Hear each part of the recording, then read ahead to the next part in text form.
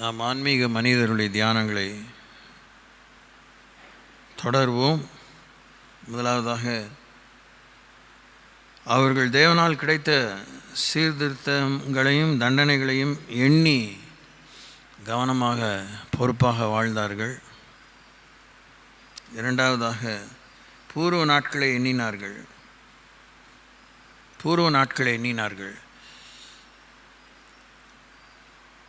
இன்னைக்கு காலையில் கூட ஒரு வேத ஆராய்ச்சி கேட்க நேர்ந்தது. That was really wonderful. உலக தோற்றம் முதற்கொண்டு from the beginning of time, yes, Genesis 1:1, Genesis 1:2 இரண்டுக்கிடையே இருக்கிற அந்த விஷயங்களெல்லாம் என்ன அளவுக்கு ஆண்டவர் மகா உத்தரவாதத்தோடு, கொஞ்சம் வால்யூம் ஏற்றலாமே, என்ன அளவுக்கு ஆண்டவர் மகா உத்தரவாதத்தோடு கூட மனுக்குலத்தோடு, இஸ்ரவேலோடு, திருச்சபையோடு தன்னுடைய பொறுப்புணர்ச்சியை தேவன் தெரிய காட்டியிருக்கிறார். தன்னுடைய பாத சுவடுகளை, அடிச்சுவடுகளை விட்டு சென்றிருக்கிறார். God has left his blueprint, his imprint of handiwork as well as his walk with humanity. It's very powerful. ஆண்டவர் நமக்கு தூரமானவர் அல்ல, அதுதான் மேட்டரு. அப்போ அவரை பற்றி நமக்கு எதுவுமே வெளிப்படைத்தன்மையோடு புரியலன்னா நம்மக்கிட்ட தான் பிரச்சனை.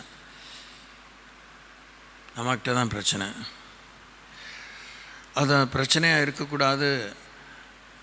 அப்படியே ஒரு பிரச்சனையை சொல்லி மூழ்கி இன்னும் தோற்று வீணாகக்கூடாதுங்கிறதுக்கு தான் அவருடைய அறிவுரைகளும் கட்டளைகளும் பிரமாணங்களும் உபதேசங்களில் இந்த வேத வசனங்களை ஆண்டவர் எழுதி கொடுத்திருக்கிறார்.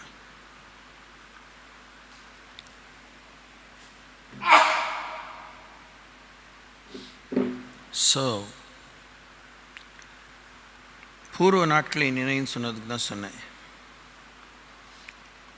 இன்னொரு இடத்துல வாசிக்கிறோம், எப்படியா தடவையாகிலும் அவரை நாம் கண்டுபிடிக்கத்தக்கதாக தேவன் தடயங்களை விட்டு சென்றிருக்கிறார்.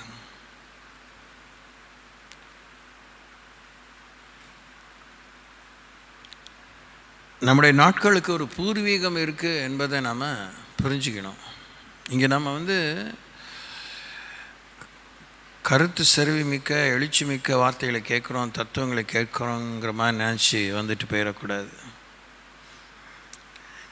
எல்லாம் கடந்து போகும்பா, இவைகளும் கடந்து போகும்பா, எல்லாம் சகஜமப்பா அப்படி பேசி மொக்கையாக வாழவும் தேவன் நமக்கு அனுமதி கொடுக்கல. It's not permitted. Though we been given freedom. தேவன் நமக்கு சுதந்திரத்தை கொடுத்துருந்தாலும் சுதந்திரம் தான் கொடுத்துருக்காரு, ஆனால் அனுமதி கொடுக்கல. சுதந்திரத்தை உபயோகிக்கிறதுல எல்லா உத்தரவாதமும் சுதந்திரத்தை பெற்றவனை பொறுத்தது, கொடுத்தவரை விட பெற்றவனை பொறுத்தது. ஸோ இதெல்லாம் நீங்கள் கீப் ஆன் ரிவைசிங். அதனால் உபாகம புத்தகத்தை வாசிங்க. ஏறக்குறைய 3 வசனங்களை, 2 வசனங்கள் அதுலேருந்து பார்த்தோம். இன்றைக்கி 3வது குறிப்பாக வாழ்க்கையின் முடிவை எண்ணி அவங்க மிகவும் கவனமாக வாழ்ந்தாங்க. வாழ்க்கையின் முடிவை எண்ணி மிகவும் கவனமாக வாழ்ந்திருக்கிறாங்க. உபாகம புத்தகம் 32ஆம் அதிகாரத்துக்கு செல்வோம். Let's go to the book of Deuteronomy chapter 32.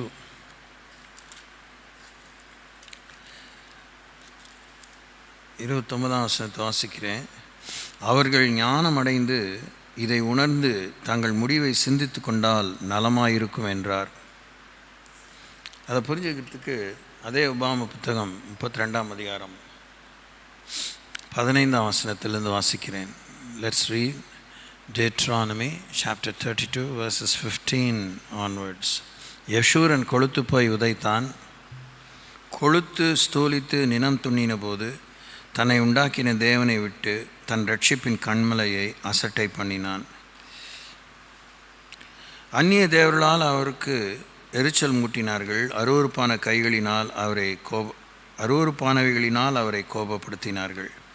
அவர்கள் தேவனுக்கு பலியிடவில்லை. தாங்கள் அறியாதவைகளும் தங்கள் பிதாக்கள் பயப்படாதவைகளும் நூதனமாய் தோன்றிய புது தெய்வங்களுமாகிய பேய்களுக்கே பலியிட்டார்கள். ஸ்ட்ரெயிட்டாக சொல்லுறாருல்ல, சுற்றி வளைச்செல்லாம் பேசாமல் டீசெண்டாக சொல்லாமல். உன்னை ஜனிப்பித்த கண்மலையை நீ நினையாமற் போனாய். உன்னை பெற்ற தேவனை மறந்தாய். கர்த்தர் அதை கண்டு தமது குமாரரும் தமது குமாரத்திகளும் தம்மை கோபப்படுத்தின நிமித்தமும் மனம் அடிவாகி அவர்களை புறக்கணித்து என் முகத்தை அவர்களுக்கு மறைப்பேன், அவர்களுடைய முடிவு எப்படி இருக்கும் என்று பார்ப்பேன். அவர்கள் மாறுபாடுள்ள சந்ததி, உண்மை இல்லாத பிள்ளைகள். இதெல்லாம் கர்த்தர் தான் சொல்கிறாரு. அதில் உங்களுக்கு இப்போயே நான் மறந்துடுவேணுங்கிறதுனால, உன்னை ஜெனிப்பித்த கண்மலை நீ நினையாமற் போனாய், உன்னை பெற்ற தேவனை நாங்களே எங்கே நினையாமல் இருக்கிறோம் அப்படின்னு சொல்லுவீங்க. நம்ம கடவுளை பற்றி நினைக்கிறோம், ஒத்துக்கலாம். என்ன நினைக்கிறோம்? அதுதான் விஷயம். கடவுளை பற்றி நினைவு கொள்கிறோம்னு சொல்கிற யாதான் ஒருவன் ஒருத்தி. அவங்க அப்போஸ்தலராக இருக்கலாம், தீர்க்கதரிசியாக இருக்கலாம், மேய்ப்பர்களாக இருக்கலாம், போதலாக இருக்கலாம், சுவிசேஷகராக யாரானாலும் இருக்கலாம். ஆனால் என்ன நினைக்கிறோம்? தேவனை பற்றி நினைவு எப்படிப்பட்டதா, எத்தன்மை உள்ளதா, எதற்காக, எவ்வளோ நிறைவாக இருக்கிறோம், எவ்வளோ நினைவாக இருக்கிறோம். It's very important.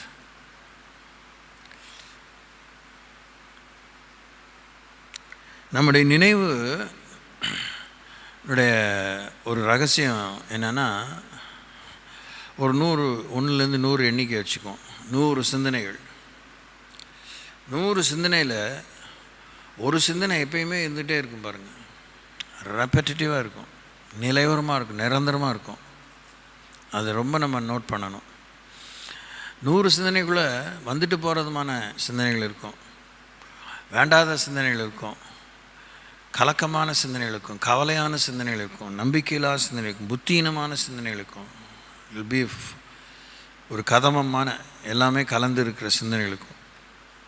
ஆனால் நிலைவரமான, நிச்சயமான, நீதியான, நிம்மதியான சிந்தனை எது? நித்தியமான சிந்தனை எது? Are we taking any effort to think about eternity? அதான் அவர் சொல்கிறாரு, உன்னை ஜெனிப்பித்த கண்மலையை நீ நினையாமற் போனாய். ஜெனிப்பித்தங்கிற அந்த வார்த்தைக்கு மூல பாஷையில் God has put all that is necessary. எதெல்லாம் தேவையோ நம்மை ஆண்டவர்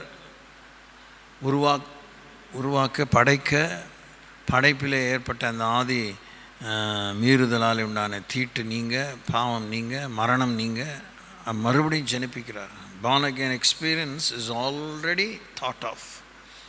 யோவான் சுவிசேஷம் 3ஆம் அதிகாரத்தினுடைய நாள் டேட்லாம் ஆண்டவர் பூமியில் மனுஷனாக வச்சு 33 வயசில் 30ஆம் வயசில் வெளியே இதெல்லாம் சொல்கிற மாதிரி அன்றைக்கி தான் அது ரியலைஸ் ஆச்சு. நம்ம நினைக்க வேணாம். God has thought it over even before the foundation of the world.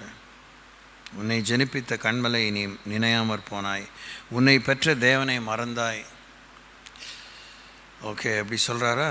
அவர்கள் மகா மாறுபாடுள்ள சந்ததி, உண்மை இல்லாத பிள்ளைகள், தெய்வம் அல்லாதவைகளினாலே எனக்கு எரிச்சலை மூட்டி தங்கள் மாயைகளினால் என்னை கோபப்படுத்தினார்கள். ஆகையால் மதிக்கப்படாத ஜனங்களினால் அவர்களுக்கு எரிச்சலை உண்டாக்கி மதிகட்ட ஜாதியினால் அவர்களை கோபப்படுத்துவேன். என் கோபத்தினால் அக்கினி பற்றி கொண்டது, அது தாழ்ந்த நரகம் மட்டும் எரியும். அது பூமியும் அதன் பலனையும் அழித்து பர்வதங்களின் அஸ்திவாரங்களை வேக பண்ணும். தீங்குகளை அவர்கள் மேல் குவிப்பேன், என்னுடைய அம்புகளை எல்லாம் அவர்கள் மேல் பிரயோகிப்பேன். அவர்கள் பசியினால் வாடி எரிபந்தமான உஷ்ணத்தினாலும் கொடிய வாதையினாலும் ஆண்டு போவார்கள். துஷ்ட மிருகங்களின் பற்களையும் தரையில் ஊறும் பாம்புகளின் விஷத்தையும் அவர்களுக்குள் அனுப்புவேன். வெளியிலே பட்டயமும் உள்ளே பயங்கரமும் வாலிபனையும் கன்னியையும் குழந்தையையும் நரைத்த கிழவனையும் அழிக்கும். அது வெளியிலே பட்டயமும் உள்ளே பயங்கரமும் வாலிபனையும் கன்னியையும் குழந்தையும் நரைத்த கிழவனையும் அழிக்கும். என் கை உயர்ந்ததென்றும் கர்த்தர் இதையெல்லாம் செய்யவில்லை என்றும் அவருடைய பகைஞர் தப்பு எண்ணம் கொண்டு சொல்வார்கள் என்று நான் சத்துருவின் குரோதத்துக்கு அஞ்சாதிருந்தேனானால் நான் அவர்களை மூலைக்கு மூலை சிதறடித்து மனிதருக்குள் அவர்களுடைய பெயர் அற்றுப்போக பண்ணுவேன் என்று சொல்லியிருப்பேன். அவர்கள் யோசனை கெட்ட ஜாதி, அவர்களுக்கு உணர்வில்லை. அவர்கள் ஞானமடைந்து இதை உணர்ந்து தங்கள் முடிவை சிந்தித்து கொண்டால் நலமாயிருக்கும் என்றார். அவர்களுடைய கண்மலை அவர்களை விற்காமலும், இந்த வசனத்தை புரிஞ்சுக்கிறதுக்கு முன்னெடுந்து வாசித்தோம். 29 வாசித்தோம். இப்போ 30 அதனுடைய ஒரு சம்மரி. அவருடைய கண்மலை அவர்களை விற்காமலும் கர்த்தர் அவர்களை ஒப்புக்கொடாமல் இருந்தாரானால் ஒருவன் 1000 பேரை துரத்தி 2 பேர் 10,000 பேரை ஓட்டுவது எப்படி? தங்கள் கண்மலை நம்முடைய கண்மலை போல் அல்ல என்று நம்முடைய சத்துருக்களே தீர்மானிக்கிறார்கள். ஆண்டோடைய எதிரிகளே தெரியுது கடவுள் எப்படிப்பட்டவர். ஆண்டவரை மறந்துட்டா நம்மளால் 1000 பேரை துரத்த முடியாது. 2 பேர் 10,000 பேரை ஓட்டவே முடியாது.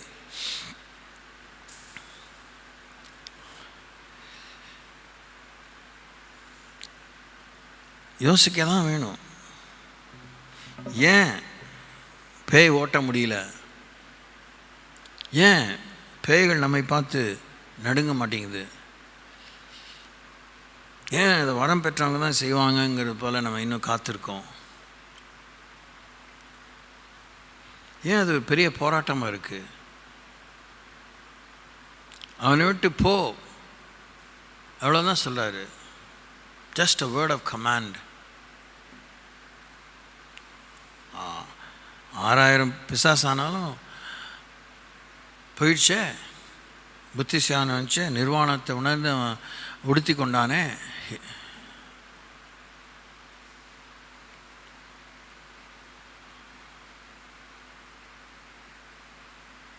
அப்போ நம்ம நினைவில் இருக்கிற அந்த பலகீனம், அறியாமை, தவறு, தேவையில்லாத சிந்தனை, வைராக்கியம், கசப்பு, கோபம், எதெல்லாம் சத்துருக்கு பிடிக்குமோ, எதெல்லாம் சத்துருடைய குணமோ எண்ணமோ அது நமக்குள்ளே இருக்கோ இல்லைன்னு சொல்ல நல்லது. Positive thinking. But where is the fruit? Where is the deliverance? Where is the victory? Personal லைஃப்லையே நான் இப்படி யோசித்தேன் இன்னைக்கு. இதை பற்றி யோசித்த போது அட்லீஸ்ட் இங்கே கொஞ்சம் அங்கே கொஞ்சம் யாருக்காவது பேய் பிடிச்சிருக்குமா இருக்கும். வெளிப்படையாக பைபிள் எழுதப்படலை. ஆனால் பழைய ஏற்பாட்டில் ஆபிரகாமுக்கு பிசாசு பிடிக்கல, ஈசாக்கு பிசாசு பிடிக்கல, யாக்கோபுக்கு பிசாசு பிடிக்கல.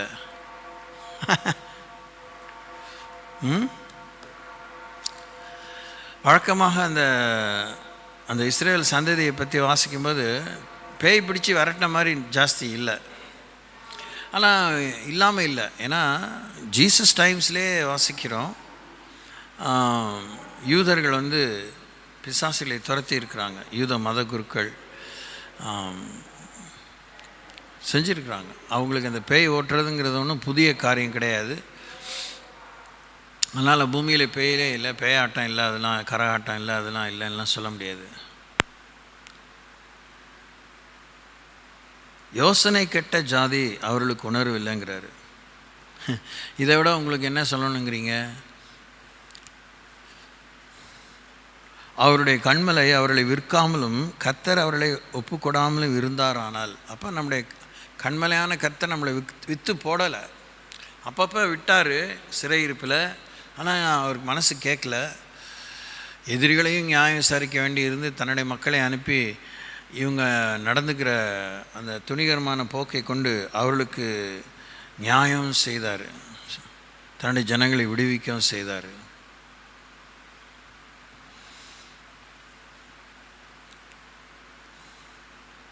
தங்கள் கண்மலை நம்முடைய கண்மலை போல் அல்ல என்று நம்முடைய சத்துருக்களே தீர்மானிக்கிறார்கள்.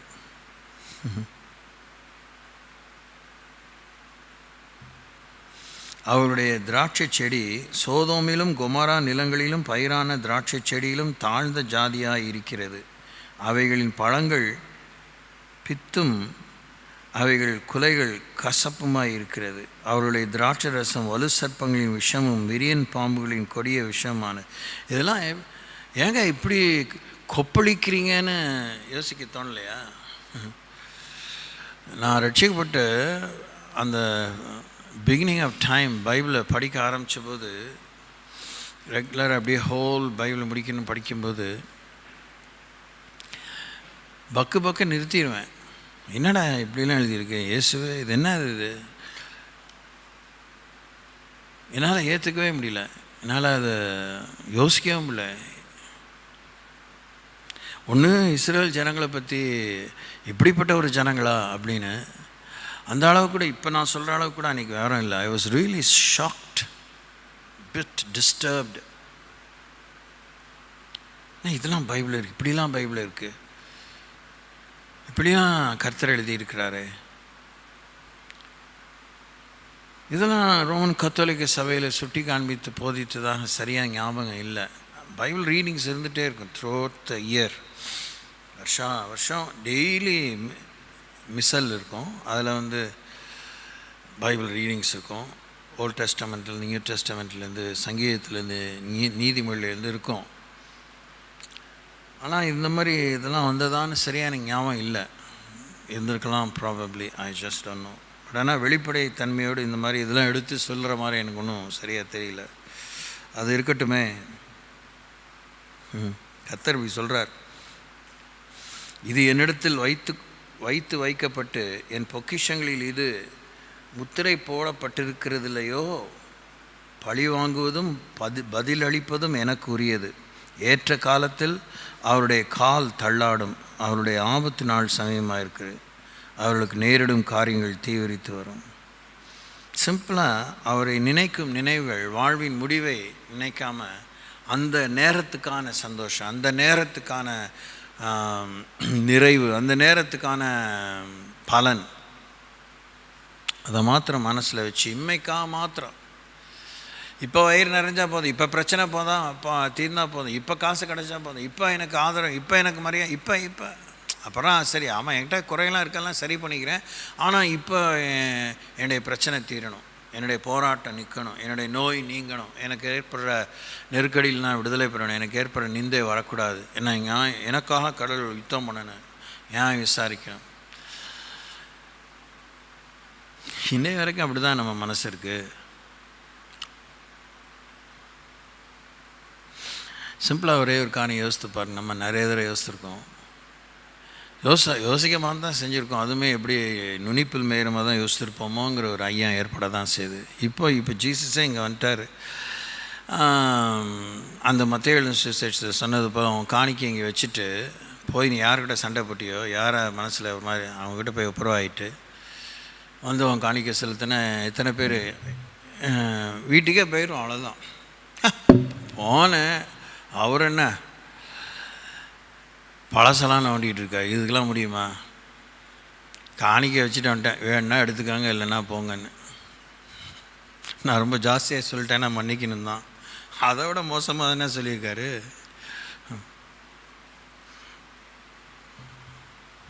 யோசிக்கிறீங்களா?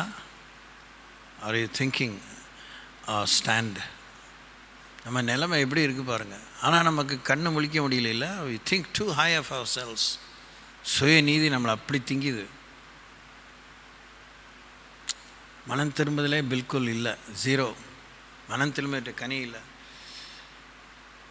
நம்ம என்ன மண்ணாங்கட்டி நம்மக்கிட்ட சமாதானம் இருக்குது, அந்த சமாதானம் இழந்து போகக்கூடாதுன்னு ஆண்டவர் சொல்கிற சமாதானத்துக்குரிய ஆலோசனை நம்ம ஒதுக்கி தள்ளிடுறோம். பர்சனலாகவும் சரி, கார்ப்பரேட்டாகவும் சரி, சர்ச் எக்லிசியாஸ்டிக்லாம் சரி, இப்படி தான் இருக்கிறோம். அதை வெளியில் சொல்லிக்க முடியல, முழுசாக ஒத்துக்கவே முடியல. ஆண்டவருக்கு என் இருதயம் தெரியும்.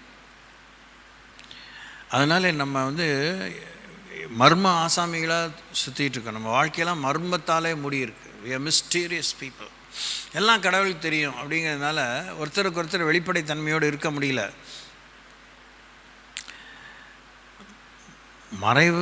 மறைக்கப்பட்டது, மர்மம், இந்த மாதிரி எந்தெல்லாம் சொல்கிறோமோ, சீக்ரெட் சொல்கிறோமோ, அதில் அந்த விஷயங்களிலெல்லாம், அந்த எல்லைகளிலெல்லாம், அந்த நிகழ்வுகளிலெல்லாம் இருள் இருக்குது. பார்த்துக்கோங்க, ஃபுல்லாகவே இருள் இருக்கோ என்னவோ, அது ரெண்டாவது விஷயம். இருள் இருக்குது, there is little bit of darkness.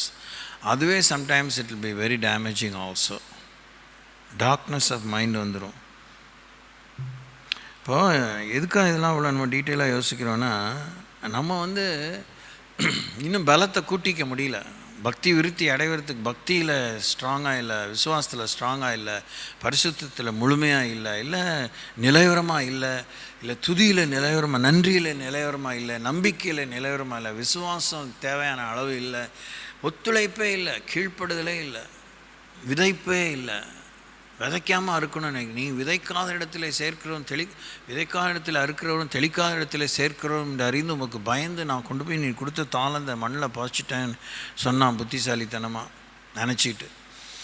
அவர் எஜமானும் சரி ரொம்ப பயங்கர ஷார்ப்பான ஆள் போல இருக்குது. அப்போ அதெல்லாம் ஓகே தான், ஒண்டர்ஃபுல்ப்பா, இப்படிப்பட்ட ஒரு கணிப்பு என்னை பற்றி வச்சுருந்தியே, என் காசை கொண்டு போய் வட்டிக்காரத்தில் கொடுத்துருக்கலாமே, எனக்கு வட்டியாவது கிடச்சிருக்கும், அதை நீ செய்யலை. இன்னும் அதை பிடுங்கி யார்கிட்ட இருக்கோ அதிகமாக இருக்கோ அவன்கிட்ட கொடுங்க, இவனை கொண்டு போய் புறமான இருளிலே தள்ளுங்க அப்படின்னு அவர் சொன்னாரே. உபாதிக்கிற இடத்துல கொண்டு போய் அவனை ஒப்பு கொடுங்கன்னு சொன்னாரே. ஸோ இவங்களோட வாழ்க்கையின் முடிவை எண்ணினார்கள். They were considering the end of their life. இன்னொன்று, இந்த உபாம் புஸ்தகத்தை, இந்த பஞ்சாமத்தை வாசிக்கும்போது, குறிப்பாக உபாமத்தை வாசிக்கும்போது, உபாம் கடினமான புத்தகமே கிடையாது, பஞ்சாபமே கடினமான புத்தகம் கிடையாது. ஹிஸ்டாரிக்கல் புக், எல்லாம் நடந்த சம்பவங்களே அப்படியே டாக்குமெண்ட் பண்ணியிருக்கார். சாட்சி, evidential books, all the 5 books are full of evidences. அத்தாட்சிகளோடு ஆண்டவர் எழுதியிருக்கிறார். நடந்த சம்பவங்களே நடந்ததாக, நடந்து கொண்ட சம்பவங்களே நடந்து கொள்ளாமல் போனதுனால, நடந்து கொள்ளக்கூடாதெல்லாம் நடந்து கொண்டதாகவும், நடக்க வேண்டியதெல்லாம் நடக்காததாகவும், நடக்காதெல்லாம் நடந்ததாகவும் எழுதப்பட்ட உண்மையுள்ள புத்தகம். குறிப்பாக இவங்க கடவுளால் நேசிக்கப்பட்ட ஜனம், விடுவிக்கப்பட்ட ஜனம். இவங்களை ஆண்டவர் தெரிந்து கொண்டு இவங்களுக்காக முதலீடு செய்து தன்னையே தந்து, இவங்களை நிந்தை அவமான சிறுமையெல்லாம் தன் மேலே வச்சுக்கிட்டு, அவங்கள பற்றிய முழு ஓட்டையும் தெரிஞ்சும், இதுதான் என் ஜனம், இவங்க தான் என் பங்கு, இவங்க தான் என்னுடைய சாம்ராஜ்யம், இவங்க தான் என்னுடைய ஆசாரிய சாம்ராஜ்யம்னு ஆண்டவர் தெரிஞ்சுட்டு அவங்கள வழி நடத்தினார். இதுக்கு மேலே என்ன பெரிய உண்மை நமக்கு வேண்டியிருக்கு? இதுக்கு மேலே என்ன முற்போக்கான சிந்தை தேவை இருக்குது? எனக்கு தெரியல. பாருங்கள், உபாகம் 5:29 வாசிக்கும்போது, அவர்களும் அவர்கள் பிள்ளைகளும் என்னென்றைக்கும் நன்றாக இருக்கும்படி அவர்கள் எந்நாளும் எனக்கு பயந்து என் கற்பனைகளையெல்லாம் கை கொள்வதற்கு ஏற்ற இருதயம் அவர்களுக்கு இருந்தால் நலமாக இருக்கும். அவங்க என்னென்னைக்கு நல்லா இருக்கிறதுக்கு, ஆண்டவருக்கு பயந்து அவர் கற்பனைகளாக கை கொள்வதற்கு ஏற்ற இருதயம் அவங்களுக்கு இருந்தால், அது நமக்கு வெறும் ஆசை இருந்தால் நல்லா தான் இருக்குல்ல. ஆனால் முடியறதில்ல. என்ன பண்ணுறது? குடும்பம் ஆயிடுச்சு, பிள்ளைகளாகிடுச்சு, புருஷன் ஆயிடுச்சு, வேலை. போதிக்கிற நானானாலும் நீங்கள் கேட்குற நீங்களானாலும் இதிலலாம் வித்தியாசமே இல்லைங்க. ஊழியர் விசுவாசி அந்த மாதிரி வித்தியாசமே இல்லை. நாம் எல்லாருமே கணக்கு ஒப்புவிக்க வேண்டிய. அவருக்கு தெரியாதா? உலகத்தில் உண்டாக்கும் போதே மனுஷனை தனிமையாக இருப்பது நல்லதெல்லாம் கண்டு தானே ஏற்ற துணை உண்டாக்கினார். குடும்பம் பிள்ளைகள் பலுகி பெருங்கன்னு சொல்லி தானே கொடுத்தாரு. எல்லாம் இப்படிலாம் இருக்கணும்னு தான் ஆசை, கடவுளோடு பேசணும் தான் ஆசை, ஏன்னா குப்பல் நடந்துக்கணும் தான் ஆசை, ஆபிரகாம் மாதிரியா இப்படிலாம் சொல்லிகிட்டே இருக்கிற. என்ன அது? எனக்கு ஒரு ஆசை, எனக்கு ஒரு ஆசைன்னு. ஆண்டவர் ரொம்ப துக்கப்படுவார், அவ்வளோதான். என்ன இவ்வளோ எனக்கு ஞானத்தையும் இவ்வளோ எனக்கு சவராட்சணை செய்தும் ஒரு சின்ன பிள்ளையாக கூட இல்லை, சின்ன பிள்ளைத்தனமாக நடந்துக்கிறானே.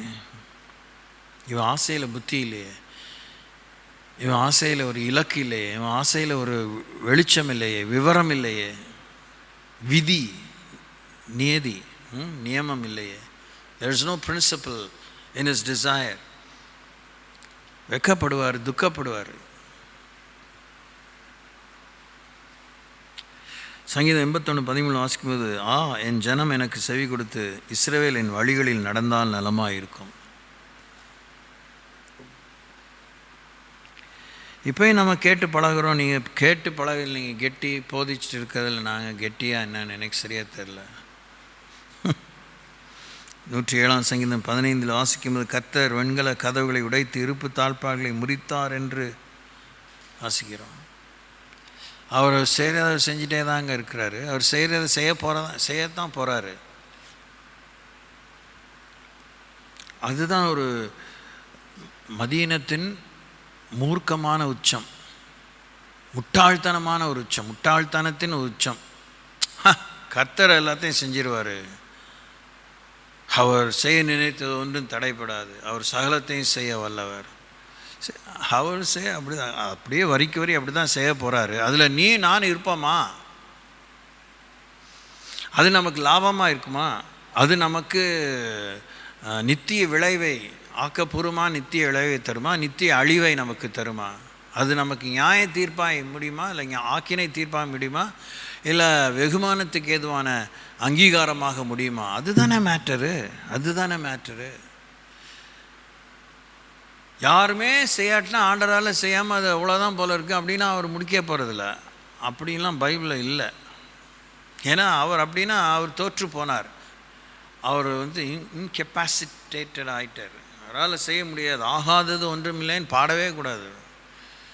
என்னாலே கூடாத அதிசயமான காரியம் ஒன்று உண்டோ, நான் மாம்சமான யாவருக்கும் தேவனாயிருக்கிற கர்த்தர்னு தானே சொல்கிறாரு. Everything is possible, all things are possible depending on our faith. If we will not cooperate, God will do all by himself. அவர் சொந்த புயத்தையே அவர் ரட்சிப்பாக மாற்றி கொண்டிருக்கிறார். ஒருவராக ஆலையை மிதித்திருக்கிறார். இதெல்லாம் எந்த தேவ பிள்ளைக்கும் ஊழியர்களுக்கும் பயமே இல்லை. நிர்வாக உண்மை இல்லை, ஒத்துழைப்பு இல்லை, சீர்தூக்கி பார்க்கிற அந்த பகுத்தறிவு இல்லை.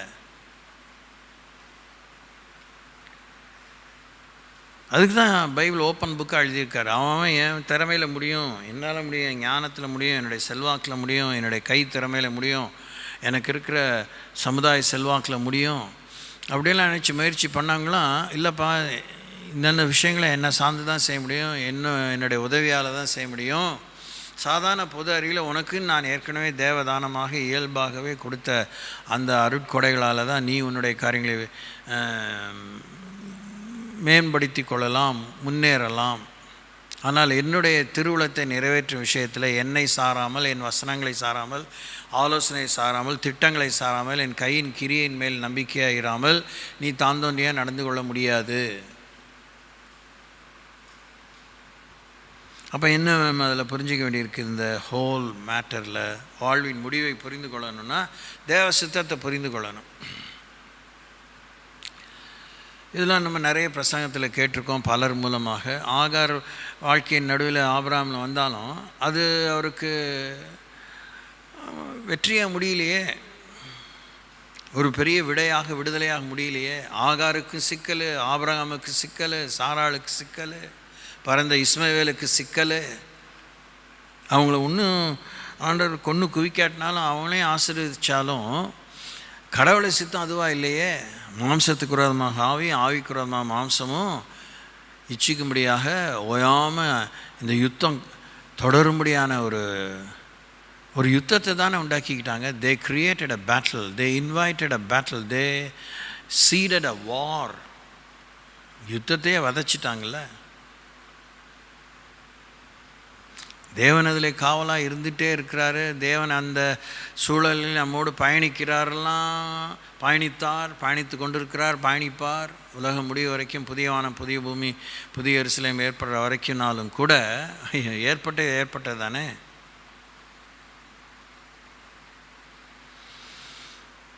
எவன் ஞானம் உள்ளவனோ அவன் இவைகளை கவனிக்க கடவன். ஞானவான்கள் கர்த்தருடைய கிருபைகளை உணர்ந்து கொள்வார்கள். அதில் திரும்பி உணர்வுக்கு திரும்பின ஒரு நல்ல கதாபாத்திரம் தான் ஆபிரகாம்.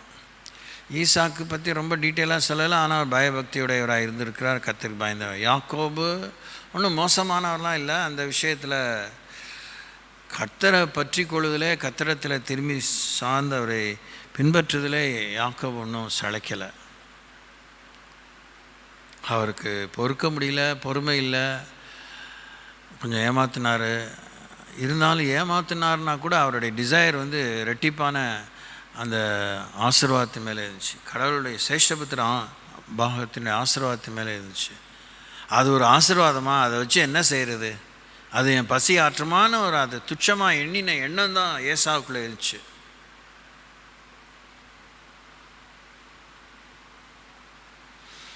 ஏசாயா 48:18 வாசிக்கும், என் கற்பனைகளை கவனித்தாயானால் நலமாயிருக்கும், அப்பொழுது உன் சமாதானம் நதியைப் போலவும் நீதி சமுத்திரத்தின் அலைகளைப் போலவும் இருக்கும். சமீப காலமாக ரொம்ப நாள் இல்லை, hardly within a month or so, maybe almost like that, சில தியானங்களிலே சில விஷயங்களை யோசித்த போது அறிமுகமான படிப்பின் மூலமாக பயோகிராஃபிஸ், வாழ்க்கை சரிதைகள், இல்லை கேள்விப்பட்டவர்கள், வாழ்க்கையில் பார்த்தவர்கள், தொலைக்காட்சியிலுமே இவங்களெல்லாம் கர்த்தருடைய பிள்ளைகள் அதை ஒரு 10 பேரில் ஒரு 7-8 பேர் கர்த்தருடைய பிள்ளைகள், 2 பேர் உலக மக்கள். அவங்களாம் பார்க்கும்போது இந்த வசனத்தை வாசித்த போது, என் கற்பனைகளை கவனித்தாயானால் நலமாயிருக்கும், அப்பொழுது உன் சமாதானம் நதியைப் போலவும் நீதி சமுத்திரத்தின் அலைகளைப் போலவும் இருக்கும். இன்றைக்கி கூட, இன்றைக்கி தானே இல்லை நேற்றுக்கு டாக்டர் ஜான் மெக்கார்த்தர் அப்படின்னு ரொம்ப பிரபலியமான Baptist church, revival Baptist church, அந்த ஸ்தாபகரும் மூத்த போதமான அவர் இறந்துட்டார். பெரிய மண்டை, வேதத்தில் பவுலை போல் வச்சுக்கணும், பவுலம்மானி சொல்ல முடியாது, த மாடர்ன் டே பால், வசனத்தை கரைச்சி குடித்தவர். He knows the truth. ஏராளமான சபைகளை ஸ்தாபித்தவர், ஏராளமான கள்ள உபதேசங்களை கண்டுபிடித்து அதற்கு விடைகளை சபைக்கு கொடுத்தவர், விடுதலையான உபதேசங்களை போதித்தவர். He is no more. இப்படி அவங்க சந்ததி எத்தனையோ ஊழியக்காரங்க மாத்திரம் இல்லை, ஆண்டவருடைய வார்த்தைகளை உண்மையாக பின்பற்றின சந்ததி, கர்த்தருடைய வார்த்தையின் பிரகாரமாக 128ஆம் சங்கீதத்தின் பிரகாரமாக இந்த உலகத்தில் பலத்த சாட்சியோடு இருக்கிறாங்க.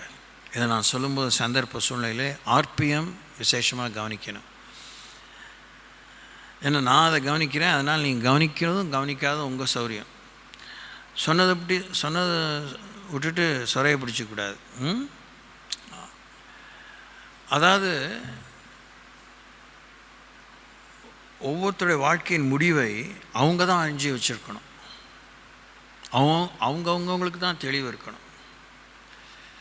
ஜான் மெக்கார்த்தர் இறக்க போகிறாருன்னு அவருக்கு ஆல்மோஸ்ட் அ மந்த் அகோ, ஒரு மாதத்துக்கு முன்னாடி இருந்தே அவருக்கு தெரியும். அவரை பற்றி நிறைய அந்த அப்டேட்டில் வரும்போது ஹார்ட்லி இப்போது 12 டேஸ்க்குள்ளே he was very ready to go to God. சரியான ஆயத்தோடு ஆண்டோட்ட போகிறதுக்கு அவர்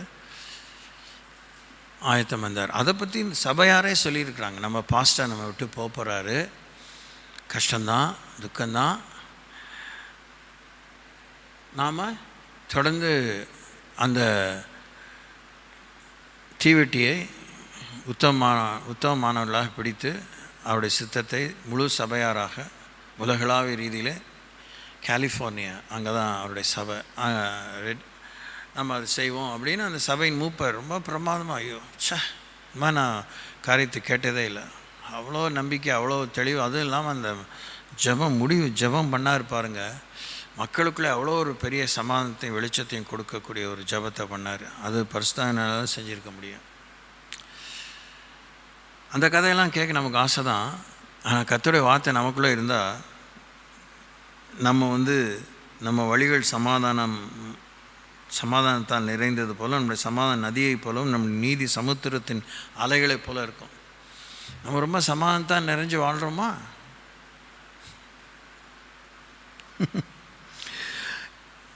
அதை பற்றி நான் விமர்சிக்கிறதுக்கு எனக்கு அவசியம் இல்லை. இல்லைன்னு சொல்கிறதுக்கு எனக்கு சங்கடமாக இருக்குன்னு சொல்கிறதுக்கும் எனக்கு முழு விசுவாசம் இல்லை. ஆனால் இருந்துச்சு அப்படின்னா தடுமாற்றம் இல்லாமல் இந்த அளவுக்கு அது நம்முடைய சமாதானம் இருந்தால், அது புத்திக்கு மேலானதாக இருந்தால்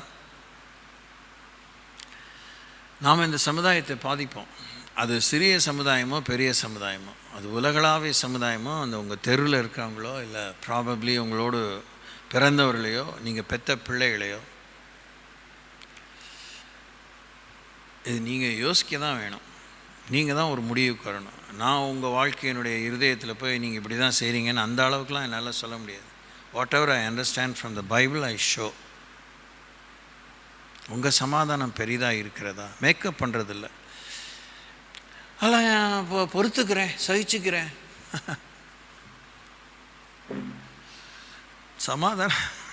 சமாதானம் கடவுள் சொல்லும்போது சகிச்சுக்குங்கிற வார்த்தையை உபயோகிக்கவே இல்லை, நிறைவுங்கிற வார்த்தையை தான் உபயோகிச்சிருக்காரு. துன்பங்கிற வார்த்தைக்கு தான் சகிப்புங்கிற வார்த்தையை உபயோகிச்சிருக்காரு. Praise the Lord. ஸோ நம்ம கண்டதுக்கும் இன்னொரு வார்த்தையை உபயோகம் பண்ணி பீத்திக்கக்கூடாது. ஆலை இல்லா ஊரில் இழுப்பப்பு சக்கரை பரவாயில்லைலாம் சொல்லக்கூடாது. பரவாயில்லைங்கிறது சமாதானம் கிடையாது. நிறைவானது தான் சமாதானம், நிச்சயமானது தான் சமாதானம், நீதியானது தான் சமாதானம், நிர்மலமானது தான் சமாதானம். Clarity, I am very clear, I am happy, ஐ ஆம் சாட்டிஸ்ஃபைட். கம்பேர் பண்ணாலும் சமாதானம் போகக்கூடாது. கம்பேரிசனே இல்லை, தனித்தன்மை வாய்ந்தாலும் சமாதானம் போகக்கூடாது. ரட்சிக்கப்பட்டவனுடைய மெய்யான அடையாளங்களிலே ஒரு தலையான அடையாளம் சமாதானம். தேவனோடு சமாதானம், மனதிலே சமாதானம், தன்னோடு நம்மோடு நமக்கு சமாதானம் இருக்கணும். சந்தோஷம், சந்தோஷம், சந்தோஷம் வாழ்க்கையில் போயிடவே கூடாது. சந்தோஷம் எதையும் சார்ந்ததாக இருக்கவே கூடாது.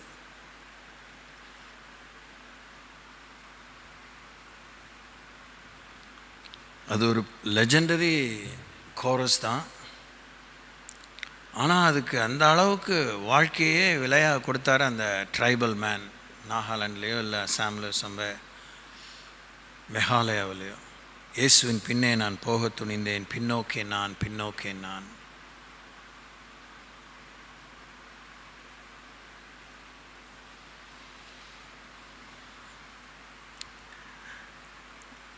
அப்பொழுது உன் சந்ததி மணலத்தனையாகவும் உன் கர்ப்ப பிறப்பு அதன் அணுக்களத்தனையாகவும் இருக்கும். அப்பொழுது அதன் பெயர் நம்மை விட்டு அற்று போகாமலும் அழிக்கப்படாமலும் இருக்கும். ஏசாயா 48:18-19. அந்த சந்ததி கிறிஸ்துவே. பெருக்கம், ஜெனரேஷன்.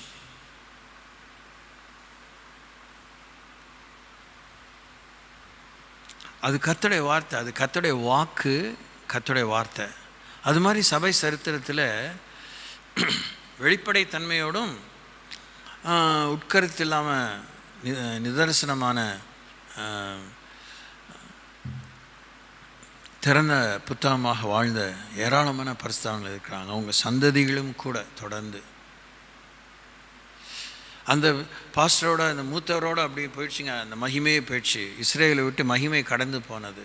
இக்கபோத் அப்படின்னு இல்லை, அப்படி நம்ம கேள்விப்படுறோம்ல. அதெல்லாம் அந்த ஸ்தாபகரோடு முடிஞ்சிச்சுங்க. அது மாதிரி இன்றைக்கெலாம் நிறையவே கேள்விப்படுறோம், சராசரியாகவே ஜாஸ்தி கேள்விப்படுறோம். ஏன்னா அந்த அது ஆரம்பித்த ஊழியமோ, அது வியாபாரமோ, அது குடும்ப காரியமோ, அது ஜமீனோ, அந்த முதல் மனுஷனுடைய பிரயாசம், தியாகம், போராட்டம், விடாமுயற்சி, வீரம்,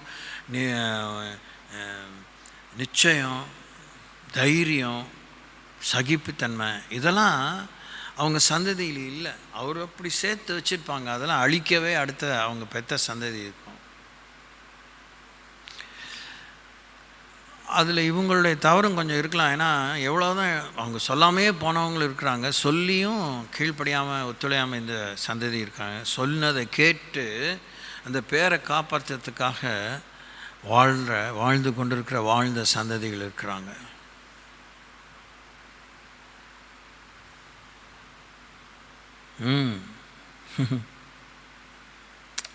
ஓசியா 14:9. இவைகளை உணரத்தக்க ஞானமுள்ளவன் யார்? இவைகளை கிரகிக்கத்தக்க புத்தியுள்ளவன் யார்? கர்த்தருடைய வழிகள் செம்மையானவைகள், நீதிமான்கள் அவைகளில் நடப்பார்கள். பாதகரோ வென்றால் அவைகளில் இடறி விழுவார்கள். நீதிமான்கள் அவைகள் நடப்பாருங்கிறது ஒன்றும் விளக்கிறதுக்கு பெரிய அவசியம் இல்லை. இடறி விழுவார்கள். கர்த்தருடைய சத்தியத்தில் எத்தனை பேர் இடர்றோம், உண்மையில் எவ்வளோ பேரை இடர்றோம், பொதுவான உண்மையில், ஆன்மீக உண்மையில் எவ்வளோ தடுமாறுறோம், எவ்வளோ பெசகிறோம், எவ்வளவு சோம்பலாக இருக்கோம், தூரமாக பின்பற்றோம். ஏதாவது இறக்கம் கிடைக்காதா, ஏதாவது தயவு கிடைக்காதா, ஏதாவது சலுகை கிடைக்காதான்னு எவ்வளோ தவிக்கிறோம். அது ஒத்துக்கவே முடியல நமக்கு. அது வேறு. I really watch our lifes. நம்ம எல்லாருடைய வாழ்க்கையை நான் கவனிச்சுட்டே இருக்கேன். திருப்பி அந்த வசனத்தை வாசிக்கிறேன். இவைகளை உணரத்தக்க ஞானம் உள்ளவன் யார்? இவைகளை கிரகிக்கத்தக்க புத்தி உள்ளவன் யார்? கர்த்தருடைய வழிகள் செம்மையானவைகள், நீதிமான்கள் அவைகளில் நடப்பார்கள். பாதகரோ என்றால் அவைகளில் இடறி விழுவார்கள். அப்படிப்பட்ட ஒரு கொஞ்சம் சந்தேகம் நிறைந்த தவிப்போடு ஒரு விசாரணைக்காக தன்னுடைய சீடர்கள் இயேசுனிடத்தில் அனுப்பின யோவான் ஸ்நானகனுக்கு ஆண்டவராக இயேசு கொடுத்த பதில் என்ன? என்னிடத்தில் இடரல் அடையாது இருக்கிறவன் எவனோ அவன் பாக்கியவான். கம்பேர் பண்ணார். வருகிற நீர் தானா இல்லை வேறொரு காத்திருக்க வேண்டுமா? நீங்கள் தான் மேசியானா எனக்கு எவ்வளோ சகாயம் பண்ணியிருக்கோம். நான் சொந்தம் வேறு இல்லைங்களா உங்களுக்கு? நான் உமக்காக 6 மாதத்துக்கு முன்னாடி பிறந்தேன். எவ்வளோ வேலையில் இஸ்ரேலுக்கு வழியை மேசியாவுக்கு வழியை ஆயத்தம் பண்ணினேனே. என்னுடைய ரிவார்டு இது தானே, என் பலன் இது தானா? ஏன்னா ஒன்றும் இல்லாத அவன் விபச்சாரம் பண்ணால் அவன் மனையோடு இருக்கான்னு அவன் ஏறோதுக்கு சொன்னதுனா அவன் என்னை சிறைச்சாலையில் போட்டான். இந்த கொஞ்சம் என் தலையை சீவுறதுக்கு ஆயத்தமாக இருக்கிறான். கவனிக்கிறீங்களா நீங்கள் அப்படின்னு இயேசுக்கிட்ட சொல்லி அனுப்புகிறான். ஏசு ஆமாம்மா கவனிக்கிறேன் அப்படின்னு சொல்லலை. குருடங்க பார்க்குறாங்க, செவிடங்க கேட்குறாங்க, முடவங்க நடக்கிறாங்க, பாவிகளுக்கு சுவிசேஷம் சொல்லப்படுது, குஷ்டர்கள் சுகமாகறாங்க, மரித்தோர் உயிரோடு எழும்புகிறாங்க. இதெல்லாம் போய் யோவான்கிட்ட சொல்லுங்கள் அப்படின்னு சொல்கிறாரு. யோவானுடைய கரிசனையான ஒரு விண்ணப்பத்துக்கு இயேசு பதில் அளிக்கவில்லை. மனுஷிகத்தில் யோசிச்சபோது, ஆமாப்பா நான் பார்க்குறேன், பரவாயில்ல, பொறுத்துக்கோ, உனக்கு கொடுக்கப்பட்ட ஊழியத்தை நீ செய். உனக்கு கொடுக்கப்பட்ட ஊழியத்தின் முடிவு உனக்கு இது வரைக்கும் தெரியலனா இப்போ சிறைச்சாலையிலே தெரிய வருது. அதில் சந்தோஷமாயிரு. உனக்கு கொடுக்கப்பட்ட ஊழியம் இந்த மாதிரி எல்லா கஷ்டத்தில் இருக்கவங்களாம் விடுதலை பண்ணுறதுக்கு ஒருத்தர் வருவார். அவரை பற்றி சொல்கிறதான் ஊழியம். சொல்லிவிட்டு நீ உன் வேலையை முடிச்சுட்டு இளைப்பாறுதலுக்கு போக வேண்டியதுதான். தலை வெட்டி சாகணுமோ, தலையை சாய்ச்சி கோலின் மேல் தலையை சாய்த்து அவன் ஜீவித்து போனான். அப்படி மரணத்தை வச்சுலாம் நம்ம பாவி பரிசுத்தவன்லாம் பெருசாக சொல்ல முடியாது.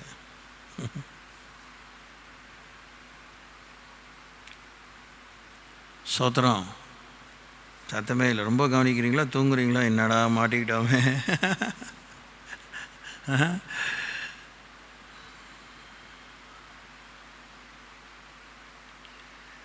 விசாரிப்பின் நாளிலும் தூரத்திலிருந்து வரும் பால் கடிப்பின் நாளிலும் நீங்கள் என்ன செய்வீர்கள்? உதவி பெறும்படி யாரிடத்தில் ஓடுவீர்கள்? உங்கள் மகிமை எங்கே வைத்து விடுவீர்கள்? ஏசாயா 10:3 ஏசாயா கேட்குறார். நம்ம முடிவின் காலத்தை எப்படி யோசிக்கிறோம்? கேஷ் பேலன்ஸை யோசிக்கிறோம், நம்முடைய சொத்து பத்தை யோசிக்கிறோம், நம்ம சேர்த்து சம்பாதிச்ச நண்பர்களை யோசிக்கிறோம். அவங்க யாரும் நம்ம கூட வரப்போகிறதில்ல, அதெல்லாம் நம்ம எடுத்துகிட்டு போக போகிறதில்ல. வீடு வரை மனைவி, வீதி வரை மனைவி, இல்லை வீடு வரை உறவு, வீதி வரை மனைவி, காடு வரை பிள்ளை, கடைசி வரை ஒன்றுமே இல்லை. கர்த்தர் மாத்திரம்தான். அதுவும் கர்த்தர் நம்ம கூட இருந்தால். இல்லை நமக்கு தெரியுதே, ஆனால் வாழ்க்கையில் தானே சொதப்புறோம், பயப்படுறோமே, பயப்படுறோம். தேகத்தை விட்டு பிரியும் காலம் வந்ததுன்னு ஒருத்தன் ஆயத்தமாக போகிறான். அதுக்காக நாட்களை குறித்திட்டு எல்லாம் சாகிற வயசா அப்படின்னு கேட்குறோம். இப்படி நிறைய நமக்கு கேள்வி இருக்குது மரணத்துக்கு பின்னே இருக்கிற வாழ்க்கையை பற்றி. மரணம் முடிவில்லா வாழ்க்கைக்கு ஒரு வாசல்.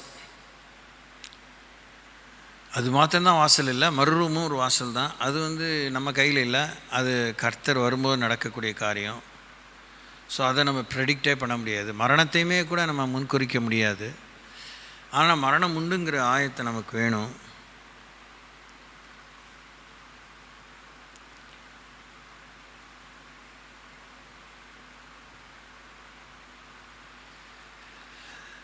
ஆயிரம் அற்புதங்களை செஞ்சுருக்கிறதாக இப்போ பேசிக்கிறாங்க இஸ்ரேலில். இந்த ஈரான், ஹமாஸ், ஹெஸ்புல்லா வாரில், அந்த ப்ராக்ஸி வாரில் ஹூத்தீஸ், சிரியன்ஸ் எல்லாருமே, கர்ட்ஸ், இஸ்ரேலை சுற்றி இருக்க எல்லா எதிரிகளும் சகட்டு மேனிக்கு எல்லா திசையிலேருந்து ஏவுகணைகளை ஆயிரக்கணக்காக அனுப்பிட்டே இருந்தாங்க. இஸ்ரேல் அழிஞ்சிருங்கிற நிலைமையில தான்லாம் பண்ணாங்க. ஆனால் தேவன் இராணுவ தளவாடங்கள், இந்த ஆன்டை மிசைல் லான்ச்சஸ் இருக்குது பாருங்கள், அந்த ஏவுகணை ஏவும்போது நடுவானிலேயே அதை தாக்கி அழிக்கக்கூடிய அப்படிப்பட்டதான லான்ச்சஸும் வேலை செஞ்சுருக்கு. அதெல்லாம் செய்ய முடியாமல் தப்பிப்போன ஏவுகணைகள் போய் ஜனங்களை அப்படியே பஸ்மமாக்கக்கூடிய அளவுக்கான ஏவுகணை எல்லாம் கர்த்தருடைய தூதர்கள் தடுத்துருக்காங்க. அல்லேலூயா. உடனே நாம் ஆமீன் இல்லை அதில் தான் இருக்கோம் இல்லைங்களா? தேவன் இஸ்ரேலுக்காக 1000 அற்புதங்கள் இந்த காலத்தில் செஞ்சுருக்காங்கன்னு அவங்க இஸ்ரேலி இராணுவ வீரர்களும் அதை அந்த ஹோல் விஷயத்தையும் கண்காணிக்கிறவர்கள் டாக்குமெண்ட் பண்ணியிருக்கிறாங்க. ஆனால் மேட்டர் என்னன்னா, அப்படியும் அதான் எபிரேயர்கள் 11ஆம் அதிகாரம் தான் எனக்கு ஞாபகம் வந்துச்சு. விசுவாசத்தினாலே ஜெயித்தவங்களும் இருக்காங்க, விசுவாசத்துக்காக மரித்தவங்களும் இருக்காங்க. சாதாரணமாக அந்த மக்களுக்கு விரோதமாக விதைக்கப்பட்ட கண்ணி வெடிகளில் லேண்ட்மைன்ஸ் அதெல்லாம் நீக்கும்படி போன 3 அருமையான பியூட்டிஃபுல் யங் இஸ்ரேலி சோல்ஜர்ஸ் இறந்துருக்குறாங்க. எப்படி இருக்கும்? என்ன நம்பிக்கையோடு அந்த வீட்டில் அனுப்பியிருப்பாங்க? கல்யாணம் ஆனவங்க, கல்யாணம் ஆகாதவங்க, both lady soldiers as well as gents soldiers சாகவும் செஞ்சுருக்காங்க, சாதனை படைக்கவும் செஞ்சுருக்குறாங்க, அற்புதங்களை எதிர்பார்க்கவும் செஞ்சுருக்காங்க. கண்ணுக்கு முன்னாடி குண்டு விழுது, ஆனால் அவங்கள உயிர் போல் அவங்களுக்கு எந்த விதமான காயங்கள் இல்லை. அவங்க உயிர் தப்பி தொடர்ந்து தேசத்தினுடைய பாதுகாப்புக்காக வேலை செஞ்சுருக்காங்க. நிறைய இப்படி தேவனுடைய வழி நடத்தல்களை, அவருடைய வழித்தடங்களை, அவருடைய அடிச்சூடுகளை இஸ்ரேலிலே தேவன் காண்பித்த மேனியாக இருக்கிறார். ஆனாலும் கண் சொருகி போன குருடலாக இருக்கிறாங்க. அந்த அருவருப்பான வாழ்க்கையின் வீழ்ச்சி இருக்குது. அது அந்தி கிறிஸ்து கையில் அவர்களை கொண்டு போய் கொடுக்கும்படியாக தலைவரி தாடுகிறதுன்னு சொல்லி அவங்க இருக்கிறவங்க கவலைப்படுறாங்க. ஏசாயா 47:7 வாசிக்கும் போது முடிஞ்சிருச்சா, என்றென்றைக்கும் நாயகியாக இருப்பேன் என்று சொல்லி இந்த காரியங்களை இதுவரைக்கும் உன் மனதிலே வையாமலும் அதன் முடிவை நினையாமலும் போனாய். கர்த்தருடைய மணவாட்டின்னு சொல்லிட்டு ரொம்ப அதிமேதாவிகளாக இருக்கிறோம். மணவாட்டியை பற்றி ஃபைனலாக ஆண்டவர் கொடுத்த ஒரு வெளிப்பாடு, புத்தியுள்ளவர்கள், புத்தி இல்லாதவர்கள். இப்போ உங்களை புத்தி இல்லாதன்னு சொன்னால் ஒத்துக்குவீங்களா? என் புத்தியை காமிக்கிறேன் பார் அப்படின்னு நிற்பீங்க. அதில் எதில் காமிப்பீங்கிறது உங்களுக்கு தான் தெரியும் இல்லைங்களா? எப்போ காமிப்பீங்கிறது உங்களுக்கு தான் தெரியும், எப்படி காமிப்பீங்கிறது உங்களுக்கு தான் தெரியும். ஆனால் வருகையில் மணவாளனோடு பிரவேசிக்கும் விஷயத்தில் உங்கள் புத்தியை காண்பிச்சிங்கன்னா நீங்கள் புத்திசாலி, புத்தியில் பெண்கள், புத்தியில் கன்னிகைகள் மணவாளனோடு மணவாளைக்குள்ளே போகலாம். அது போனது தான், வெளியே வர முடியாது. போகாது தான், வெளியே நிற்க வேண்டியது தான். சோத்திரம். எப்படி இருக்கீங்க பார்த்துக்கோங்க. விசுவாசிகளாக நாம் எப்படி இருக்கோம்? எரேமியா 5:31 வாசிக்கும்போது, தீர்க்கதரிசிகள் கள்ள தீர்க்கதரிசனம் சொல்லுகிறார்கள், ஆசாரியர்கள் அவர்கள் மூலமாய் ஆளுகிறார்கள். இப்படி இருப்பது என் ஜனத்துக்கு பிரியமாய் இருக்கிறது. ஆனாலும் முடிவில் என்ன செய்வீர்கள்? விமர்சிக்கவில்லை, எல்லாவற்றையும் பகுத்தறிய வேண்டும் என்று சொல்லியிருக்கிறார். எல்லா நிகழ்ச்சிகளும், ஏராளமான நிகழ்ச்சிகள் டிவியில் வருது, வாட்ஸ்அப்பில் போஸ்ட் ஆகுது, யூடியூப் லிங்க்ஸில் இருக்குது, ஷார்ட்ஸ் இருக்குது. அவசியமான மாத்திரம் பொறுக்கி எடுத்து அது கட் அண்ட் பேஸ்ட் மாதிரிலாம் கொடுக்குறாங்க. உடனே இதுதான் போல இருக்க எல்லாமே அப்படி நம்ம நினைவுக்கு வந்துடுறோம், ஒரு தீர்மானத்துக்கு வந்துடுறோம். முழு சத்தியத்தை நம்ம புரிஞ்சிக்கிறதில்ல, கண்டிஷன்ஸை நம்ம யோசிக்கிறதில்ல, அது யாருக்கு, எவருக்கு, ஏன், எதுக்குன்னு தெரியல, அதெல்லாம் நமக்கு அப்படின்னு நினைக்கிறோம். எல்லா வாக்கு தத்தங்களும் நமக்குன்னு எடுத்துக்கிட்டால் கூட நிபந்தனை நிறைவேற்றாமல் வாக்கு தத்தங்கள் நிறைவேறுமா? நிறைவேறாது. எரேமியா 17:12 வாசிக்கும், அநியாயமாய் ஐஸ்வர்யத்தை சம்பாதிக்கிறவன் முட்டையிட்டு அவயங்காத்தும் குஞ்சு பொறிக்காமற் போகிற கௌதாரிக்கு சமானமாய் இருக்கிறான். அவன் தன் பாதி வயதிலே அதை விட்டு தன் முடிவிலே மூடனாய் இருப்பான். புலம்பலின் புத்தகத்தில் வாசிக்கும்போது அவளுடைய அசுசம் அவள் வஸ்திர ஓரங்களில் இருந்தது. தனக்கு வரப்போகிற முடிவை நினையாது இருந்தாள். ஆகையால் அதிசயமாய் தாழ்த்தப்பட்டு போனாள். தேற்றுவார் இல்லை. கர்த்தாவே, என் சிறுமையை பாரும், பகைஞன் பெருமை பாராட்டினானே. உபத்திரவ காலத்தில் தான் இயேசுவை அவங்க இரட்சகராக காணும்படியாக கண்கள் திறக்கப்படும். இப்போ ஆண்டவர் கண்ணெல்லாம் திறக்காமலாம் இல்லை. அநேகர் இயேசுவை ஏற்றுக்கொள்கிறாங்க. ஆனால் முழு இஸ்ரேலையும் ஏற்றுக்கொள்ளலை. அநேக இராணுவத்தில் இருக்க பட்டாளத்து வீரர்கள் இயேசுவை ஏற்றுக்கொள்கிறாங்க. ஆனால் எல்லாரும் ஏற்றுக்கொள்கிறதில்ல. கிருபையின் காலத்தில் இருக்கிறவங்க கிருபையை போக்கடிக்கிறாங்க, கிருபையை துஷ்பிரயோகம் பண்ணுறாங்க. இயேசு கரிசனையோடு புதிய ஏற்பாட்டை சொல்லும்போது லூக்காவில், தேவனோ அவனை நோக்கி, மதிகேடனே, உன் ஆத்மா உன்னிடத்திலிருந்து இந்த ராத்திரியிலே எடுத்துக்கொள்ளப்படும், அப்பொழுது நீ சேகரித்தவைகள் யாருடையதாகும் என்றார். இந்த சேகரித்தவைகள்ங்கிறதுக்குள்ளே துட்டு மாத்திரம்தான் முக்கியம் இல்லை. பேர், புகழ் எதுவுமே நம்ம கொண்டு போக முடியாது. தேவன் மதிக்கிறவைகள் ஏற்கனவே சேகரிப்பில் இருக்கும். நாம் மதிக்கிறவைகளெல்லாம் நம்ம கணக்கில் இருக்கும் அப்படிங்கிறது நிச்சயம் நமக்கு இருக்கணும் வசனத்தின் பிரகாரமாக. அப்படியே இருந்தாலும் நம்முடைய இருதயத்தை, உண்மையை தேவன் நமக்கு அன்றைக்கி வெளிப்படுத்துவார்.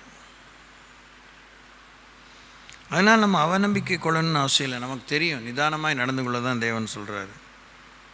ஐஸ்வர்யம் உள்ள ஒரு மனுஷன் இருந்தான். அவன் இரத்தாம்பரம் விலையேற பெற்ற வஸ்திரம் தரித்து அனுதினமும் சம்பிரமாக ஆழ்ந்து கொண்டு தான். லாசர் எனும் பெயர் கொண்ட ஒரு தரித்திரனும் இருந்தான். அவன் பருக்கள் நிறைந்தவனாய் ஐஸ்வர்யனை வாசல் அருகே கிடந்து அவனுடைய மேஜிலிருந்து விழுகிற துணிக்கைகளாக தன் பசி ஆற ஆசையாக இருந்தான். அதெல்லாம் அவங்களுக்கு தெரியும் இல்லையா? அப்போது நீ பூமியில் இருக்கும்போது அவர் கடவுள் எப்படி பதில் கொடுக்குறாரு? அதற்கு ஆபிரகாம், மகனே, நீ பூமியிலே உயிரோடு இருக்கும் காலத்தில் உன் நன்மைகளை அனுபவித்தாய். லாசருவும் அப்படியே தீமைகளை அனுபவித்தான். அதை நினைத்துக்கொள். இப்பொழுது அவன் தேற்றப்படுகிறான், நீயோ வேதனைப்படுகிறாய்.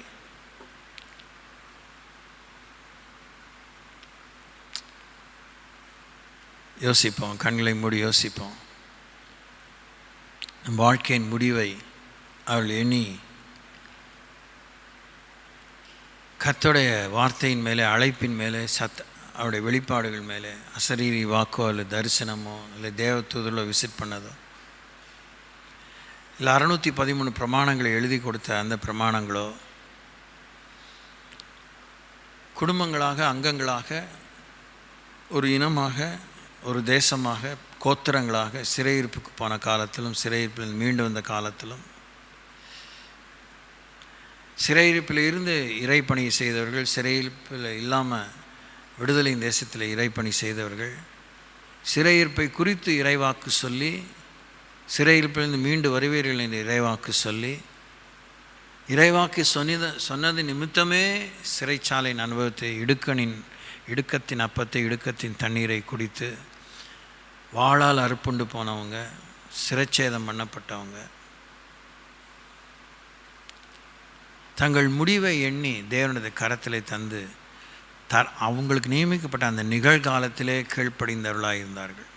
முடிவு நமக்கு தெரியணுங்கிற நிர்பந்தம் நமக்கு இல்லை, தலையெழுத்து இல்லை. தெரிஞ்சாதான், தெரியலனா அம்போ அப்படின்லாம் ஒன்றும் கிடையாது. நிகழ்காலத்திலே நல் முடிவை நோக்கி நிகழ்காலத்திலேயே நாம் சரியாக வாழ்ந்தால், முழுமையாக வாழ்ந்தால், நீதியாக வாழ்ந்தால், நிச்சயமாக வாழ்ந்தால், வலதுபுறம் இடதுபுறம் சாயமாக அதில் கர்த்தர் காண்பித்த வழியிலே நடந்தால் நம்ம முடிவை குறித்து நம்பிக்கையாக இருக்கலாம். ஸ்தோத்திரிப்போம். ஹல்லேலூயா. Thank you, Lord Jesus.